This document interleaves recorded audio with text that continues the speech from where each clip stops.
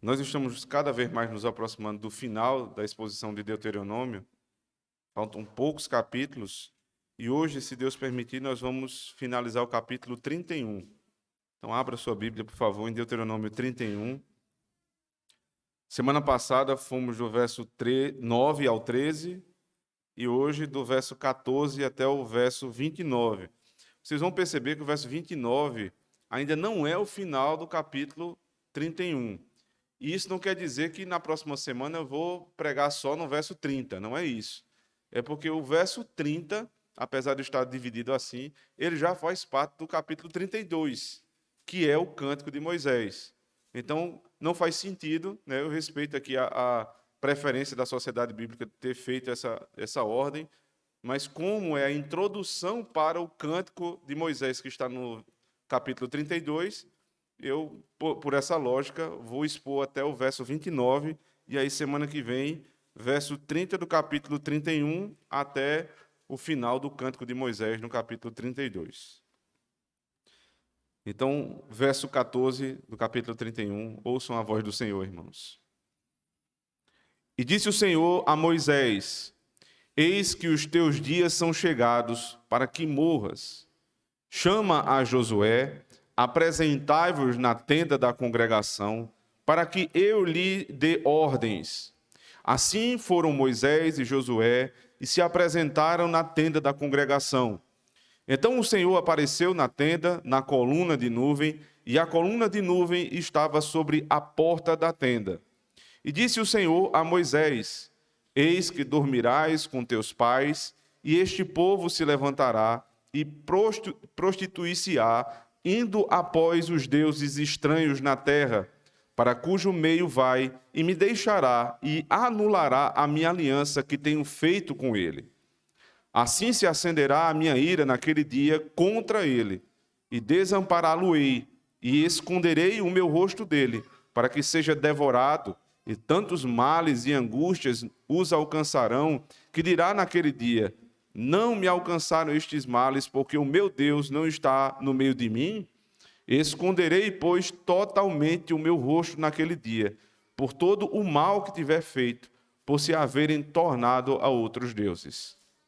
Agora, pois, escrevei-vos este cântico e ensinai-o aos filhos de Israel, e ponde-o na sua boca, para que este cântico me seja por testemunha contra os filhos de Israel. Porque introduzirei o meu povo na terra que jurei a seus pais, que mana leite e mel, e comerá e se fartará e se engordará, então se tornará a outros deuses e os servirá, e me irritarão e anularão a minha aliança. E será que quando alcançarem muitos males e angústias, então este cântico responderá contra ele por testemunha, pois não será esquecido da boca de sua descendência, porquanto conheço a sua imaginação, o que ele faz hoje, antes que o introduza na terra que tenho jurado. Assim Moisés escreveu este cântico naquele dia e o ensinou aos filhos de Israel. E ordenou a Josué, filho de Num, e disse: Esforça-te, anima-te, porque tu introduzirás os filhos de Israel na terra que lhe jurei, e eu serei contigo. E aconteceu que, acabando Moisés de escrever num livro todas as palavras desta lei, até se acabarem, Moisés deu ordens aos levitas que levavam a arca da aliança do Senhor, dizendo: Tomai este livro da lei e ponde-o ao lado da arca da aliança do Senhor vosso Deus, para que ali esteja por testemunha contra ti. Porque conheço a tua rebelião e a tua dura cerviz.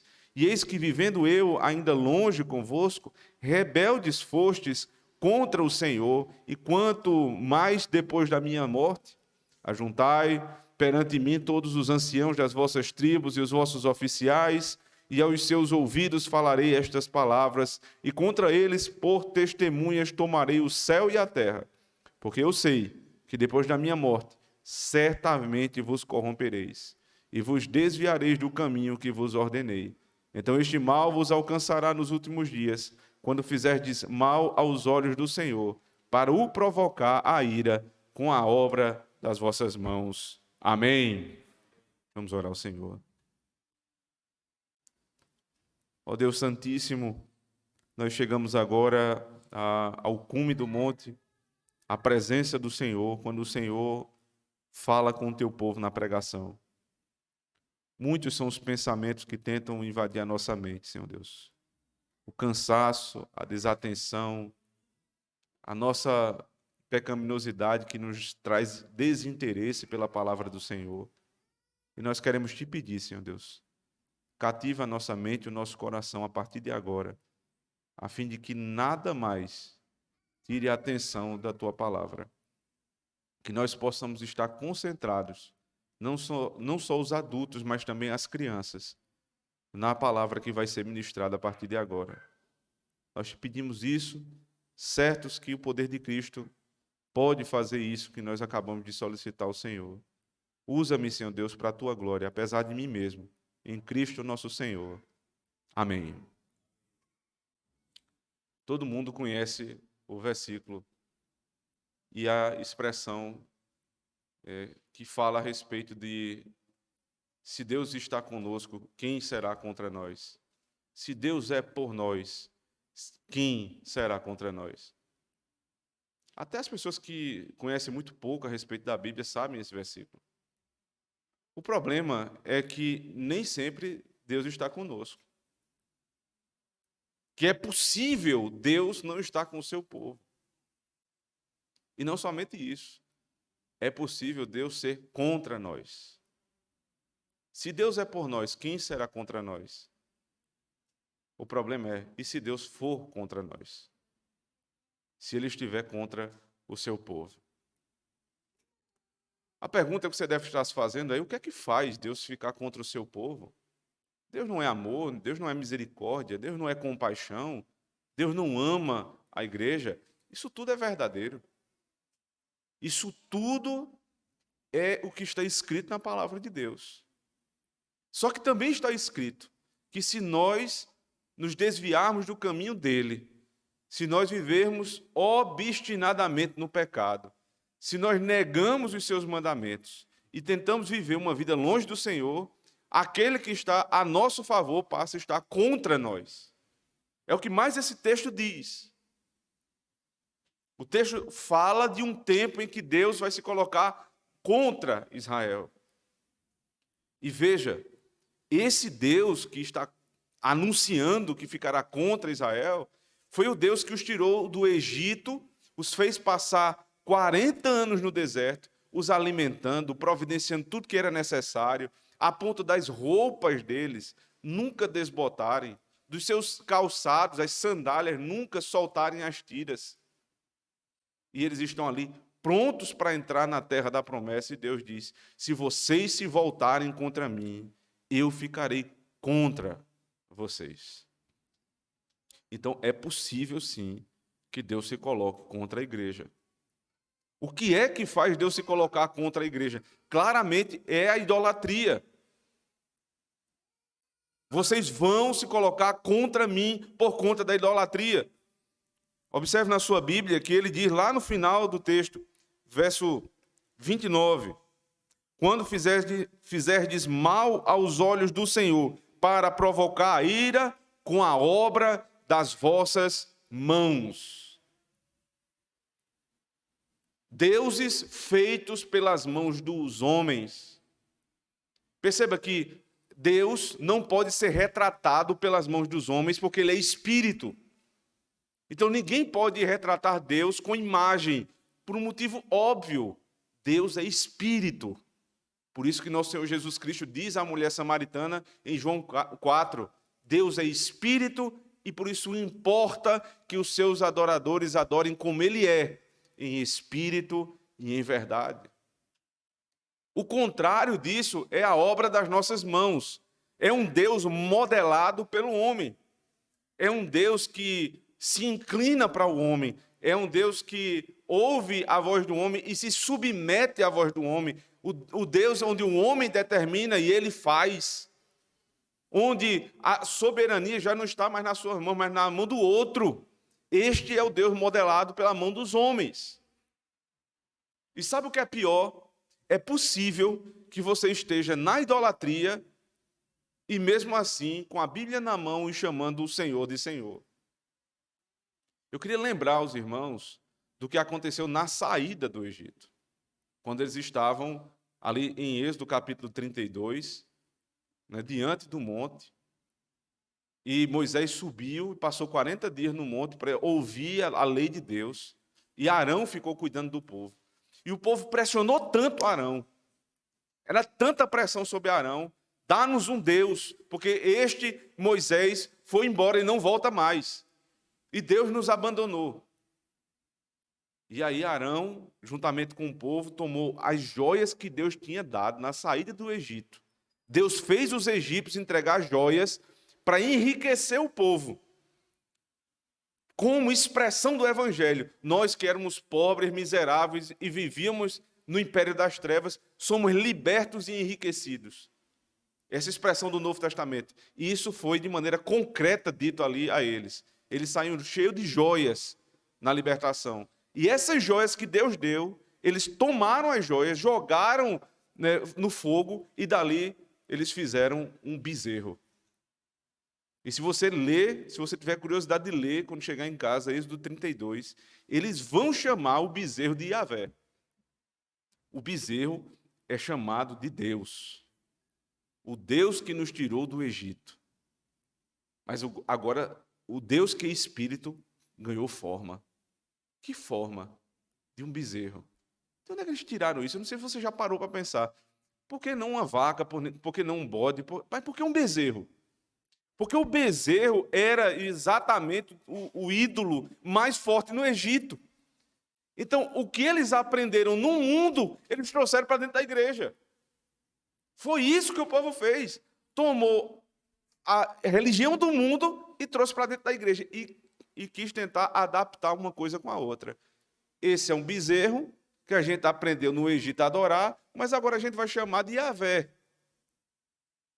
E o Senhor disse, por conta da rebelião de vocês, e apesar de Moisés ter pedido, eu vou fazer o seguinte, porque no capítulo 33, Moisés intercede pelo povo. Ele diz, tudo bem, Moisés, eu vou atender sua oração, por sua conta.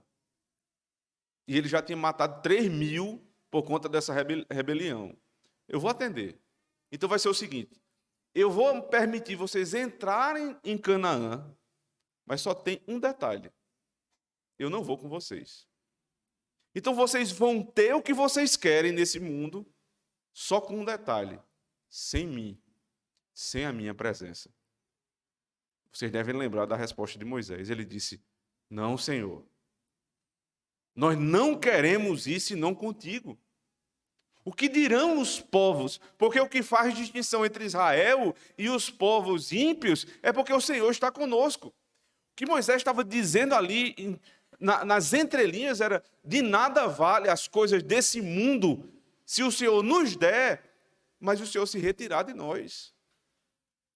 Ele estava dizendo, eu prefiro um deserto na presença de Deus do que a terra prometida sem o Senhor. Eu queria lhe perguntar, o que é que você prefere? Foi Satanás que disse ao nosso Senhor Jesus Cristo, o tentando em Mateus capítulo 4. Ele disse, tudo eu te darei. Olha daqui de cima, tudo eu vou te dar. Eu vou te dar todos os carros. Eu vou te dar todas as glórias. Eu vou te dar todo o poder desse mundo. Eu vou te dar todos os amigos. Você vai ser bem visto. Todo mundo vai gostar de você. Só tem uma diferença. Você não estará mais com o Senhor. E Jesus responde com um texto que eu li aqui no início do culto. Arreda-te, Satanás. Para trás de mim, Satanás. Porque só há um Deus a quem nós devemos servir. Ele negou a idolatria para ficar junto do seu Pai. O que é que você precisa negar para ter Deus a teu favor e não contra ti? Qual é a grande idolatria da nossa época, irmãos? Que tem tragado a vida dos crentes. Os crentes têm trocado Deus para poder ser amigo das pessoas do mundo, para poder ter o privilégio da rodinha de amizade com algumas pessoas ímpias. Deus tem visto que nós trocamos o Senhor pelos bens da terra. E que nós queremos muitas vezes o Senhor apenas para que Ele nos dê essas coisas. Pois bem, Ele pode dar. E isso, inclusive, passa a ser também uma resposta para as nossas muitas angústias quando a gente vê os ímpios indo bem. Salmo 73 diz que o salmista olhou para a vida do ímpio e viu que ele tinha saúde, que ele tinha carros, cavalos, ele era um homem rico, tinha muitos amigos. E ele disse: os meus pés quase se resvalaram quando eu olhei para a vida do ímpio. Tudo dá certo na vida do ímpio. E a gente fica pensando, por que Deus não me abençoa dessa maneira? Aí lá pelo verso 16 do Salmo 73, ele diz assim: até que atentei no fim deles. Essa é a esperança do crente. Até que eu atentei para o fim deles. Ou seja, todos os bens da terra foram dados a esses homens para o juízo deles. E tudo aquilo que Deus negou ao salmista foi para a salvação dele. E a solução para o problema, irmão, não é miséria, não é pobreza. A solução do problema é andar com o Senhor. E se submeter àquilo que Ele nos dá. E ser satisfeitos com o que Ele nos dá. Trabalhando, nos esforçando para cada vez mais conseguir lugares maiores, situações melhores de vida, mas nunca reclamando nem de maneira nenhuma, negando os nossos princípios para alcançar os bens dessa terra. Este é o grande problema. E não somente isso.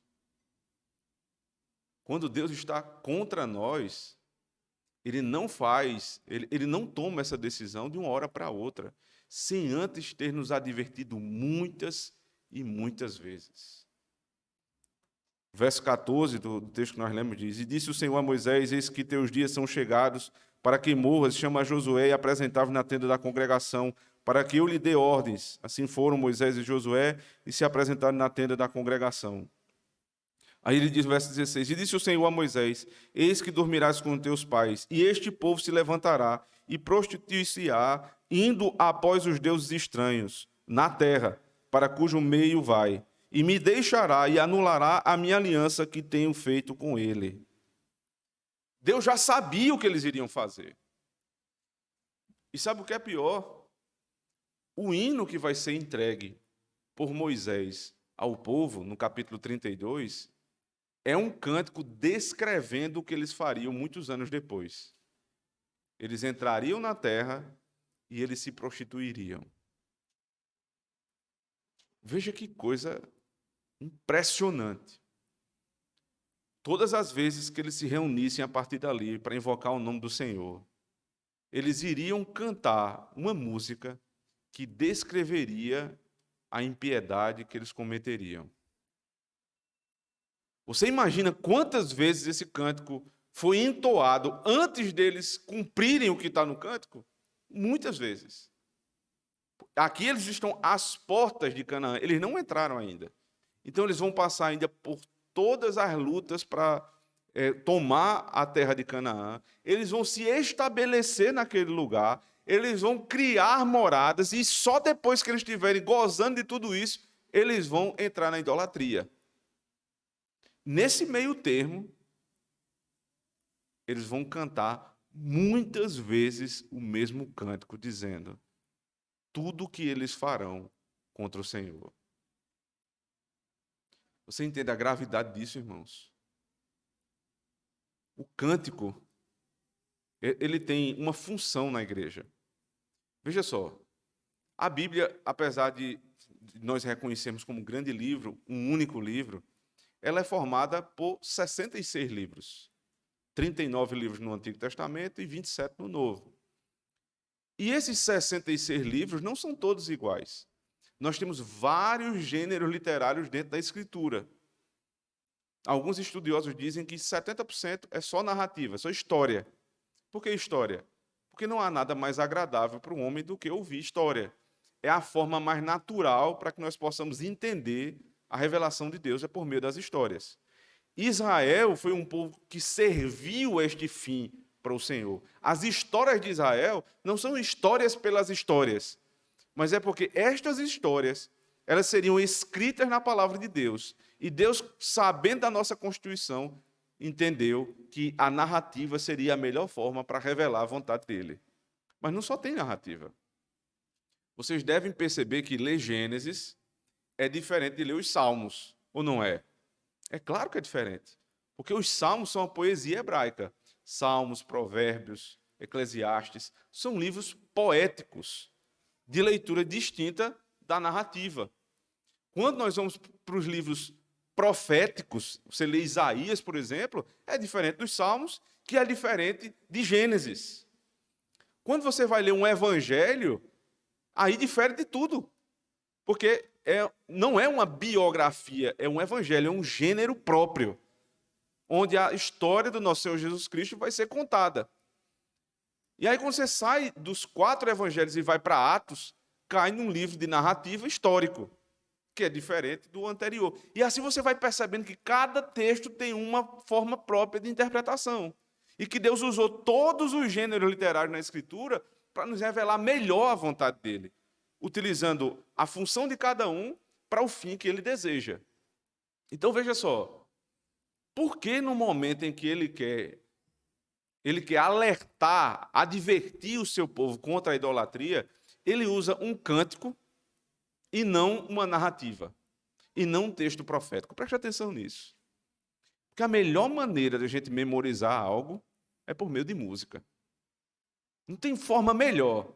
Né? No Knox Kids, o professor faz muito isso.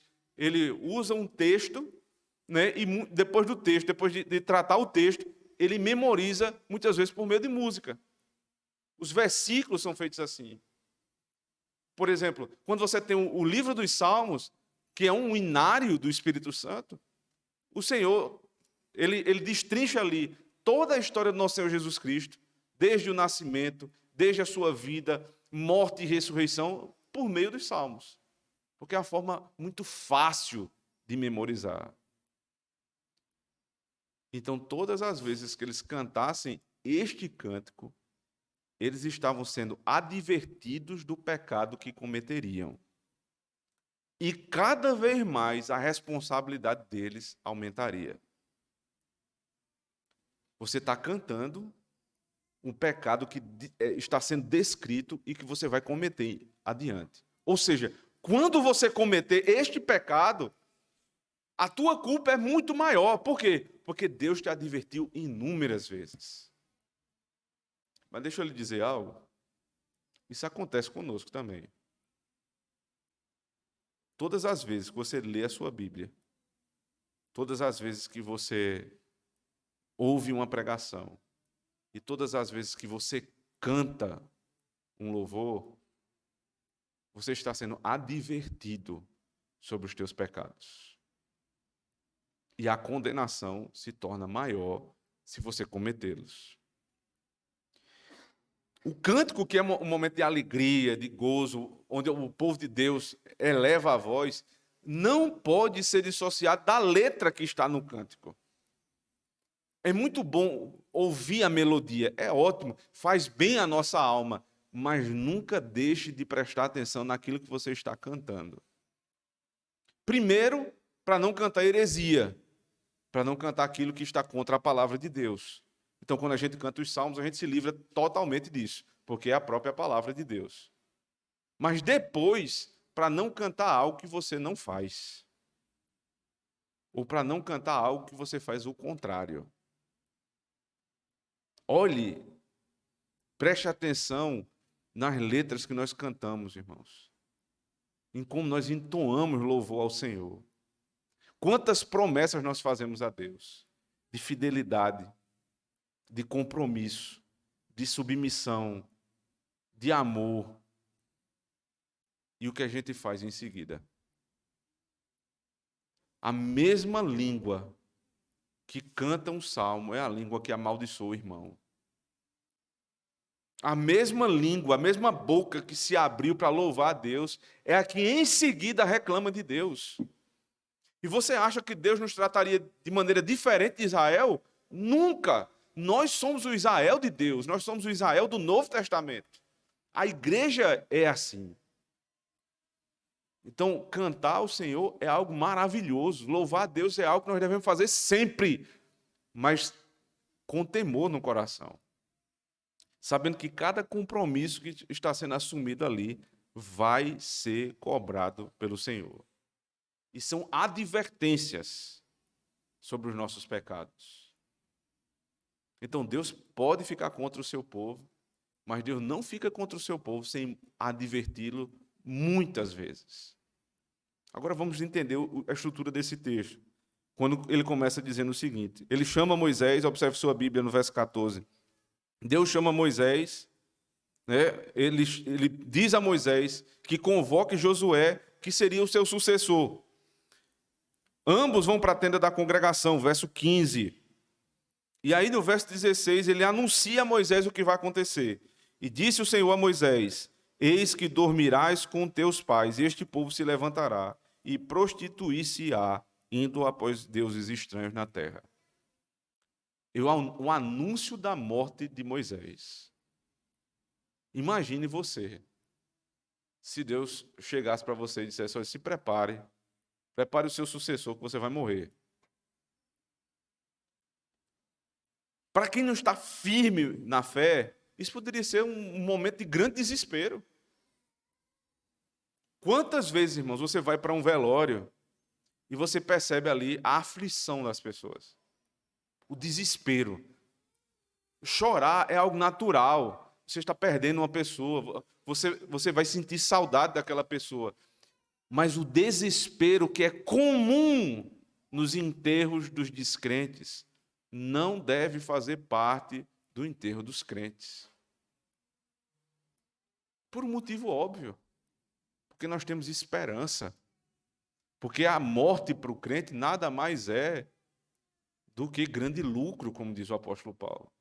O viver para mim é Cristo, o morrer é lucro. Então, quando uma grave doença se aproxima da nossa casa, irmãos, nós realmente nos preocupamos. E nós usamos todos os meios para tentar detê-la. Mas quando não é possível, e essa pessoa é um crente fiel ao Senhor, não tem por que temer. Nós vamos para a glória. E aí você percebe a tranquilidade de Moisés. Ele ouve Deus dizendo, olha, você vai dormir. E aqui, preste atenção. Eis que dormirás com os teus pais, é um eufemismo, é uma figura de linguagem para falar do que está para acontecer. É como o apóstolo Paulo usa lá em 1 Coríntios capítulo 11, falando na ceia do Senhor, que muitos dormiram depois de tomar a ceia. Não é porque deu sono e foi para casa dormir, é porque morreram. Tomaram a ceia indignamente e morreram. Nós fazemos isso, irmãos. Quando alguém estava doente, muito doente, e morre, o que é que a gente fala? Ah, fulano descansou.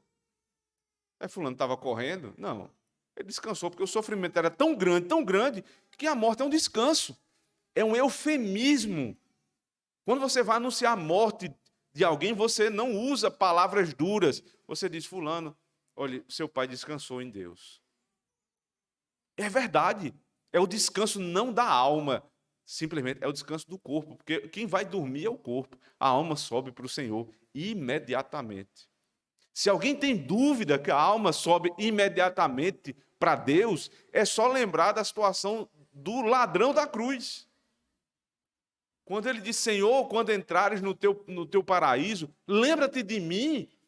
Nosso Senhor Jesus Cristo diz ao ladrão da cruz que nunca ouvira falar de Deus, mas que se converteu naquele momento, ele diz, ainda hoje estarás comigo no paraíso. Não é amanhã, não, é ainda hoje.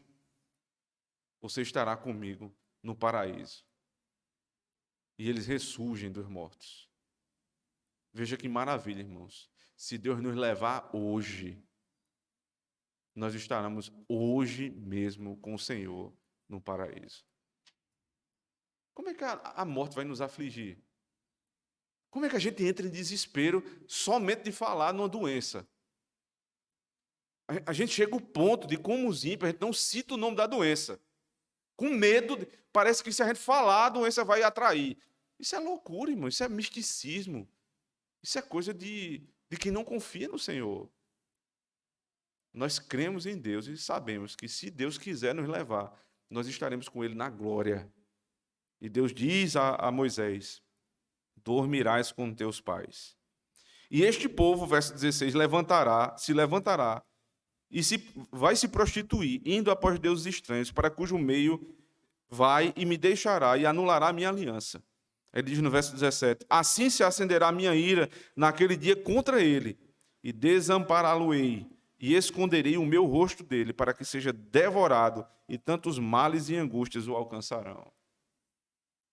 Eu vou desampará-lo, e o meu rosto eu vou esconder dele. Mais uma vez, aqui aparece uma parte do corpo de Deus que não tem partes.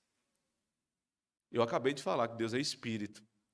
Aí aqui ele diz: eu vou esconder meu rosto. Mas Deus também usa a mão. Ele diz: eu vou estender a minha mão em teu favor. Ele diz: eu vou inclinar os meus ouvidos para ti. Como é que o Deus que não tem corpo, ele se apresenta com partes do corpo?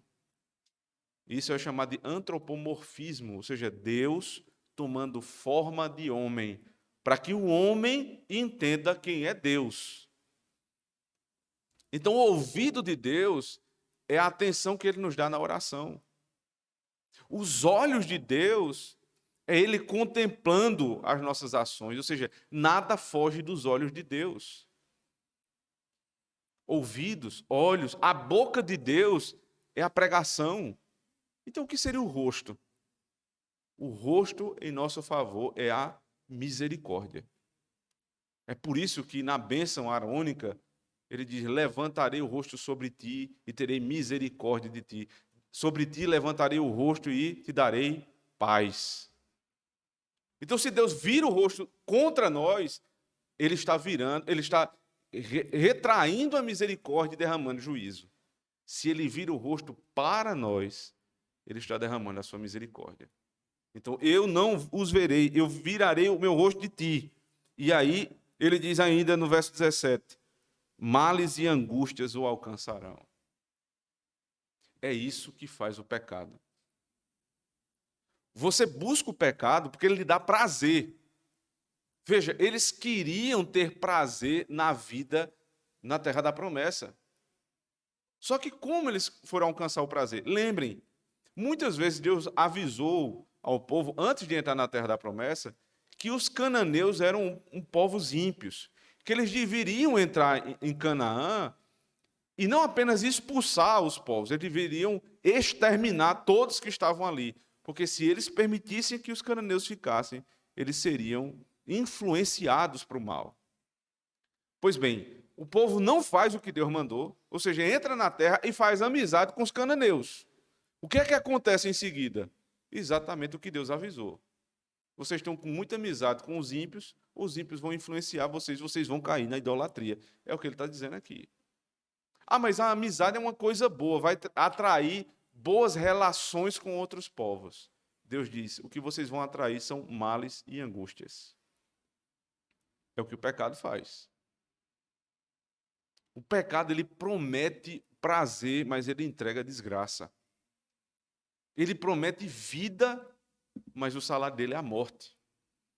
Ele promete alegria, mas você nunca conheceu um pecador feliz. Ele sempre está angustiado, depressivo, cheio de problemas. Lembrem do que foi prometido a Adão e Eva lá no paraíso. Comam do fruto, porque vocês vão alcançar o conhecimento do bem e do mal. Quando Eva olhou para o fruto, a descrição era agradável aos olhos e fruto bom para se comer. Era prazeroso, aparentemente. Só que quando ela come e dá ao seu marido, a reação em seguida é fugir da presença de Deus, com vergonha, porque males e angústias acompanham o pecado. Quando um homem casado, ele se deita com sua esposa, eles desfrutam de prazeres do casamento que são bíblicos. O que é que acompanha isso? Filhos, alegria, prazer, multiplicação. Agora, quando um homem, casado ou solteiro, se deita com uma mulher que não é sua esposa, com promessas de prazeres dessa terra, o que acompanha são males e angústias. Ele precisa mentir. Ele precisa se esconder. Ele precisa ficar inventando uma história por cima de outra história, uma história por cima de outra história, para poder sustentar a mentira dele. Ele tem que esconder o celular. Ele tem que ter uma vida dúbia. Então, é uma desgraça. Males e angústias vão perseguir o resto da vida. Não vale a pena, irmãos. E Deus está avisando mais uma vez. Não vale a pena. Agora, as bênçãos de Deus não acrescentam algo que não seja felicidade. Você trabalha e do fruto do seu trabalho, você recebe o seu salário, pouco ou muito, não importa. E o que você compra com alegria para levar para sua casa. Mas o ladrão, ele sai de casa, furta, rouba, traz para casa o produto do seu roubo, e ele pode até dar alguma satisfação à família. Ele pode dar até algum prazer à família, mas ele vive correndo da polícia. Ele pode ser preso, ele pode ser morto. Então, é uma alegria muito momentânea, um prazer muito efêmero, que logo em seguida se transforma em males e angústias. Não vale a pena. Use isso para todos os pecados. Não vale a pena. Ele continua, observe na sua Bíblia, verso 18. Esconderei, pois, totalmente o meu rosto naquele dia por todo o mal que tiver feito, por se haverem tornado a outros deuses. Agora, pois, escrevei-vos este cântico e ensinai aos filhos de Israel. Ponde-o na sua boca para que este cântico seja por testemunha contra os filhos de Israel. Alguém pode dizer, né? Para que essa testemunha? Por que Deus quer que esse cântico seja entoado tantas vezes assim, se ele já mesmo disse que o povo vai ser rebelde? João Calvino comenta o texto dizendo o seguinte: porque Deus não corrige a iniquidade deles e pelo seu espírito molda seus corações à obediência, ao invés de derramar palavras em vão em seus ouvidos surdos. Assim, homens orgulhosos e profanos zombam desse modo de lidar com eles, como se Deus, jogando fora seu trabalho, estivesse iludindo homens infelizes. Porém, nós devemos ter em mente, no entanto, que a pregação da palavra, embora seja um salvador da morte para os que perecem, ainda é um sacrifício do doce Salvador de Deus. Nem deve ser considerado jogado fora e ineficaz, quando convence os ímpios cada vez mais e os torna completamente indesculpáveis. Então, quando a palavra de Deus é repetida muitas vezes, por muitos anos a uma pessoa, e lá na frente, você que conviveu com essa pessoa na igreja, percebe que a pessoa apostatou da fé, negou Cristo, aí você diz assim, mas por que Deus permitiu que isso acontecesse? Por que Deus não moldou o coração daquela pessoa? Ou por que Deus simplesmente não tirou ela do nosso meio antes? Aí Calvino disse, porque havia um propósito nisso. Para os que se submetem, a fim de que possam se arrepender. E para os que não se submetem, para que a culpa deles aumente. Meu irmão, se você já está aqui há muitos anos, ou você vem de outras igrejas, que você escuta pregação há 5, 8, 10, 15 anos, e você continua no mesmo pecado, você não faz ideia do tamanho da culpa que tem aumentado sobre a tua cabeça. E pode ser que você continue mais 5, 8 e 10 anos enganando todo mundo.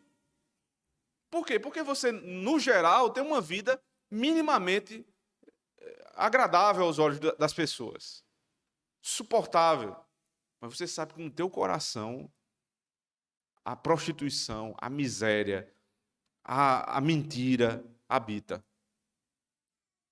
E se você acha que você vai se safar de Deus, porque você continua ouvindo pregação e não se arrepende, eu preciso lhe dizer que você está se tornando indesculpável. O caminho é se arrependa hoje do teu pecado, para que Deus não se volte contra você. Então ele continua no verso 20, observe. Porque introduzirei o meu povo na terra que jurei a seus pais, que mana leite e mel, e comerá, e se fartará, e engordará. Então se tornará outros deuses, e os servirá, e me irritarão, e anularão a minha aliança.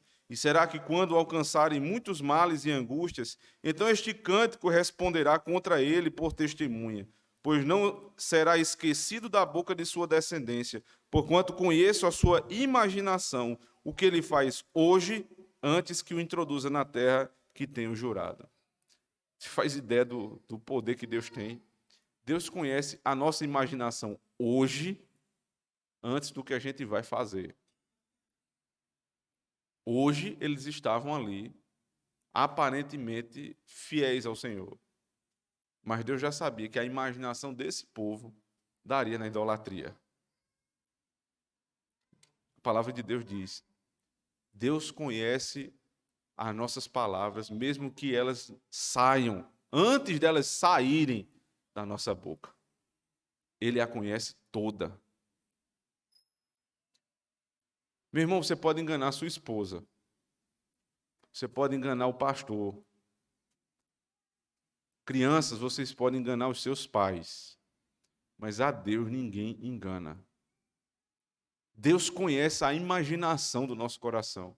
O que nós estamos tramando no coração. O que talvez não seja possível fazer hoje, porque nós não temos os meios ainda.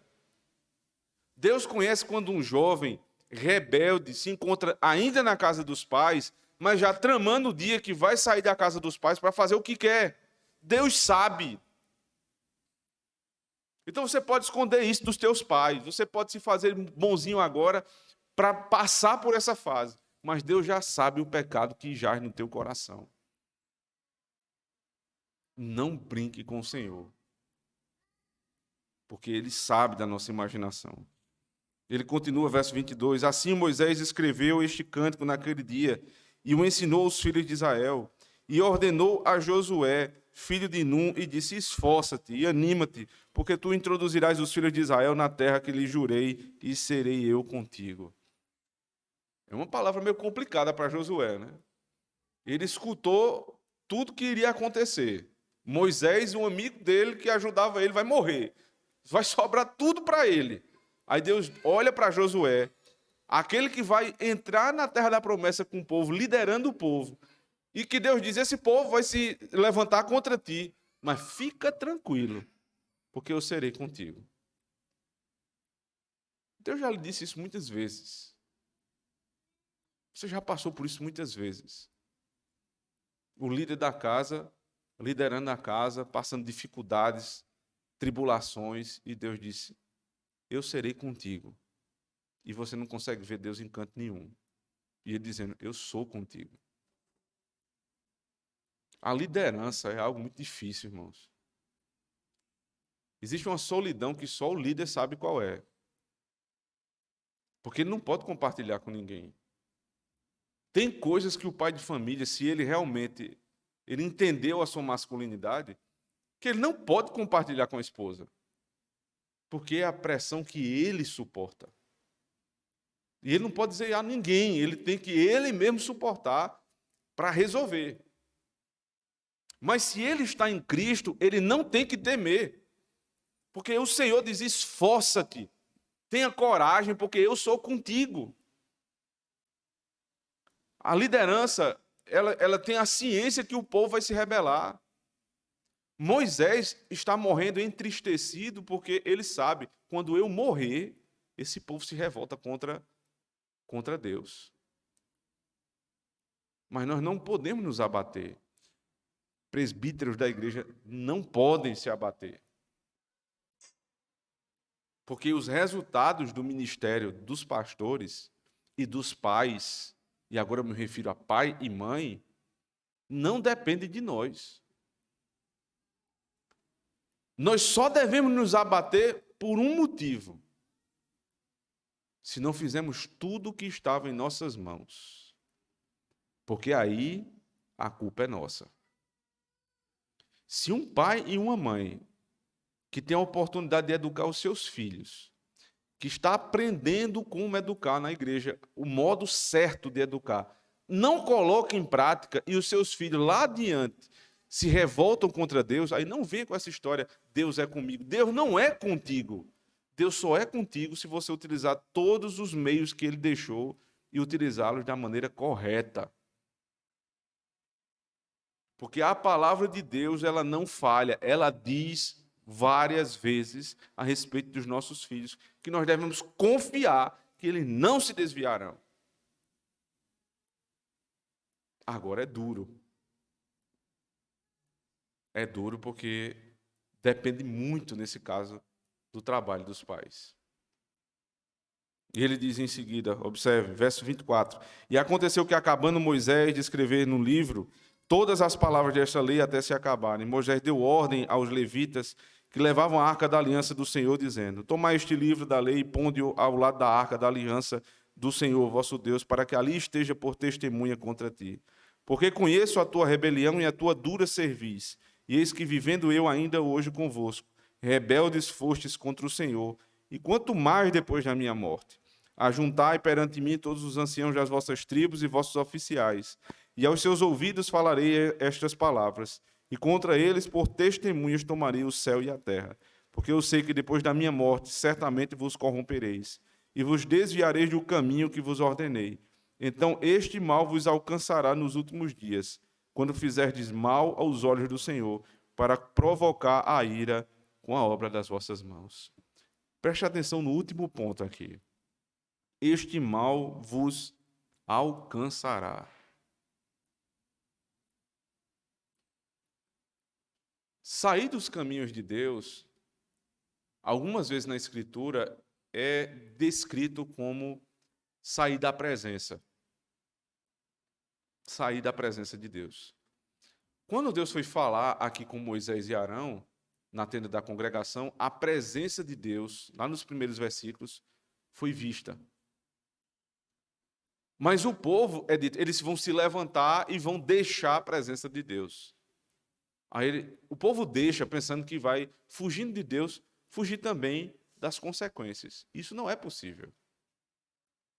Deixa eu lhe dar aqui um exemplo. Quando Caim estava para matar Abel, Deus chegou para Caim, antes dele matar, e disse: Caim, o mal está diante de ti, cumpre a ti dominá-lo. Veja, Deus avisou, Caim, não faça o que você está para fazer.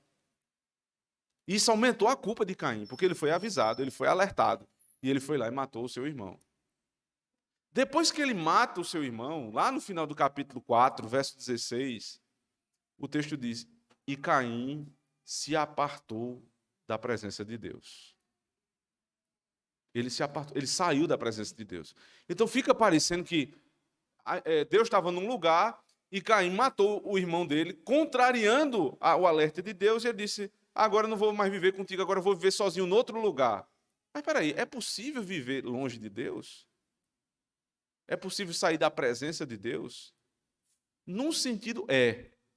Porque o sentido da presença de Deus, em que nós nos submetemos a ela, nós estamos em comunhão com Deus e a presença de Deus está conosco. Então, nesse sentido, é possível você estar com Deus ou não estar com Deus. Só que tem um probleminha, meu amigo. Existe uma característica, uma perfeição divina que se chama onipresença, da qual ninguém pode sair da presença de Deus. Deus é onipresente. Então você sai da presença de Deus no sentido de que você não está mais em comunhão com Ele. Mas as consequências de não estar em comunhão com Deus vão te alcançar por onde você for. Então esse povo saiu da presença de Deus, mas as consequências os alcançaram. Você pode fugir de Deus. Você pode pedir para sair da igreja. Você pode pedir para tirar o seu nome do rol de membros. Você pode rasgar a sua Bíblia. Você pode negar Deus. Você pode ficar dizendo na sua mente o tempo todo: não há Deus, não há Deus, não há Deus. Não importa. Deus continua existindo apesar da tua negação. Mas o que é pior é porque você vive todos os dias na presença dele. Lembra do primeiro mandamento? Não terás outros deuses. Qual é o final? Diante de mim. Por que diante de mim? Porque ninguém comete idolatria longe dos olhos de Deus. É diante.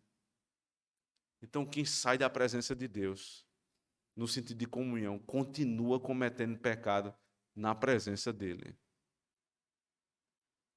E as consequências vão te alcançar. Apocalipse capítulo 6 fala que quando o Senhor voltar, quando o Senhor voltasse com o seu juízo, os ímpios, os reis, os poderosos que se levantaram contra o Senhor, eles iriam fugir para as cavernas e dizer: montes caiam sobre nós, para que a presença de Deus não chegue até nós. Não adianta se esconder. Mas tem outro caminho. O caminho do salmista no Salmo 139. Ele disse: Senhor, se eu subir aos céus, lá tu estás. Se eu fizer a minha cama no mais profundo dos abismos, lá tu estás também. Ou seja, não adianta fugir de Deus. O que é que nós devemos fazer então? Pedir: Senhor, tenha misericórdia de nós. Vire o teu rosto em nosso favor. E ele vai virar. Cristo disse: eu estarei convosco até a consumação dos séculos. O que nos é necessário, irmãos? Nós precisamos crer nos alertas de Deus. Nós precisamos pedir força a Deus para cumprir todas as palavras que Ele nos diz, domingo após domingo. E reconhecer: Senhor, nós continuamos falhando, mas tenha misericórdia de nós. Não nos desampare, Senhor. Porque então, aquele versículo lá do começo faz todo sentido. Se Deus é conosco, quem será contra nós? Se você se arrepender dos seus pecados, Deus é contigo. Mas se você não se arrepender, aí eu lhe pergunto: e se ele for contra nós? Quem pode nos socorrer? Que Deus nos dê a alegria de nos submetermos à sua palavra. Amém. Vamos orar ao Senhor.